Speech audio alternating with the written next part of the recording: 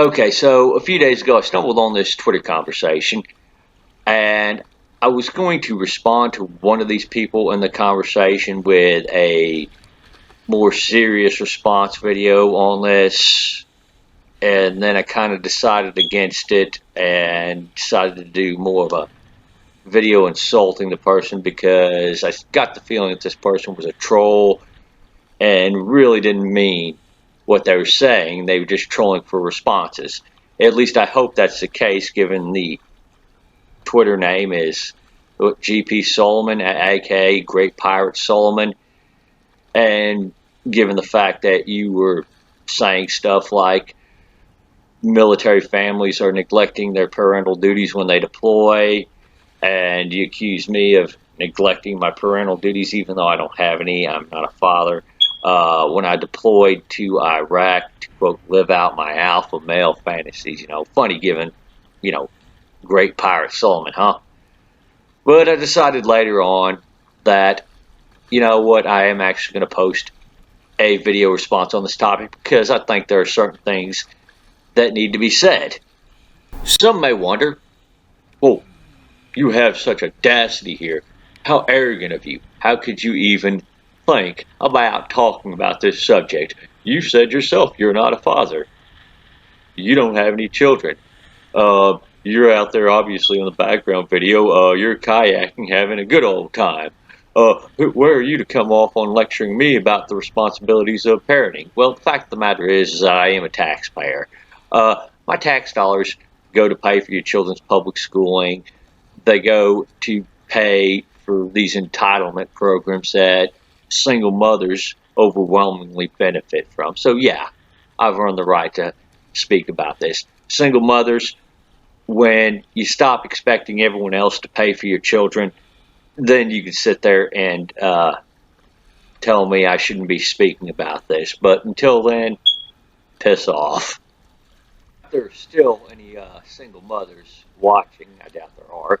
Um, there's a certain fact that you guys need to know. Being a single mother greatly increases your child's chance of growing up to become a criminal. It increases their chance that they're not going to be a productive citizen in life. You're pretty much setting your child up for failure. Single fathers have got you beat.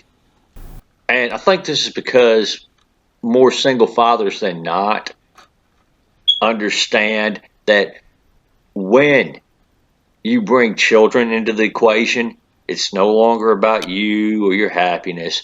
Your children take priority. I think more fathers have that down than mothers in our modern world.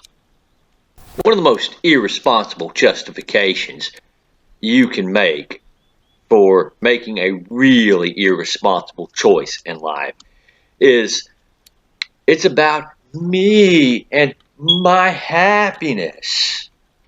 Yes, and I hear this justification all the time from women. I don't hear it from men. I've yet to hear it from a man, which, speaking on that topic here, I'm going to bring up an incident that happened a few years ago, a little off topic, but very pertinent to the subject being discussed. I was reading on our article on a blog called The Blog of the Manly, and this article was basically encouraging the readers to just man up and marry that single mother. So, needless to say, I responded in the comment section on why this was horrible advice to give men. And, of course, I backed up all the reasons with fact. I went into it with a bit of detail. The author, at one point, actually ended up projecting that whole, well, this ain't about your happiness or getting your dick wet in life and all that other stuff. I mean, I paraphrasing what he used in the comments, but needless to say, after the fact, I got banned from it. So I can't comment on Blog of Manly anymore. Oh, boo-hoo. Now, there's something else I want to delve into with the author of that article, with what he was saying with that. You see, you can easily take from what he was saying in the comments that he was so willing to have a guy step up and take responsibility for children that weren't even his. This is indicative of the fact that men still are expected by society and our legal system to be responsible for their children. The same cannot be said for the mothers. Generally speaking, of course, and I understand this is not a black and white issue, but again, if you read the comments, one of the things the author had said was that, well, yeah, this is a vlog of the manly, and I'm not advising women, but if I was, I would give them my earful too, which pretty much indicates to me that he didn't really want to have a discussion about the other side on this either, and where they went wrong. And moreover, this is also indicative of the fact that there is still a whole subset of society that is more than willing to make these ready-made excuses and justifications on the behalf of irresponsible parenting on the mother's part versus when the father parents irresponsibly. But I will do the author's job for him on this one. Hey guys, look, if you're not entirely 100% sure you want a child with the woman you're with, then you need to put your foot down and say no. You need to go a step further, actually. You need to go out and buy yourself some good quality condoms, right? You need to keep those condoms in your possession, okay? And this is partly because you don't want to have to deal with the family court system if things go south. But more importantly, you don't want to add another single mother to this world, or you at least don't want to contribute to that. It is too late when you brought a child into this world. Let's harken back on the happiness portion of the topic here for a second. Are there many things more self-centered than putting your happiness over your children's well-being? I only ask this because, the butt pirate Solomon brought this up. He said that happy couples raise happy children, which if you're divorced, you're no longer a couple by definition. So when the mother divorces the father of her children, for her happiness, is she really all that concerned with the well-being of her children in the first place? If the woman goes out and parties all night, doesn't take care of her children, is that good for the child's well-being? I mean, she's doing it for her happiness, remember, right? What if meth makes her happy? So you see, dude, I can take this in several different directions.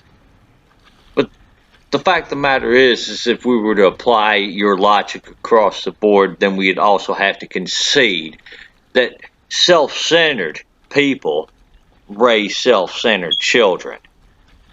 Because at the end of the day, dude, this is what you're arguing for. If you've read your tweets, you're arguing essentially that parents should just put their children's well-being aside so they're happy first. You are arguing in favor of single motherhood, which is a huge contributing factor in a lot of our crime rates. It's a huge contributing factor to our welfare state, dude. That's what you're arguing for, just so somebody can be happy. Now, does that sound like responsible parenting to you? Because it sure as hell don't seem like it to me. At times like this, I'm just glad I went my own way. And speaking on that one, dude, you're getting talked to by a guy who has no children.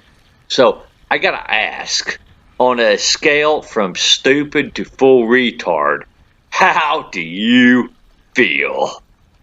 And I could dig deeper into it with you. You ain't ready for that. You are not.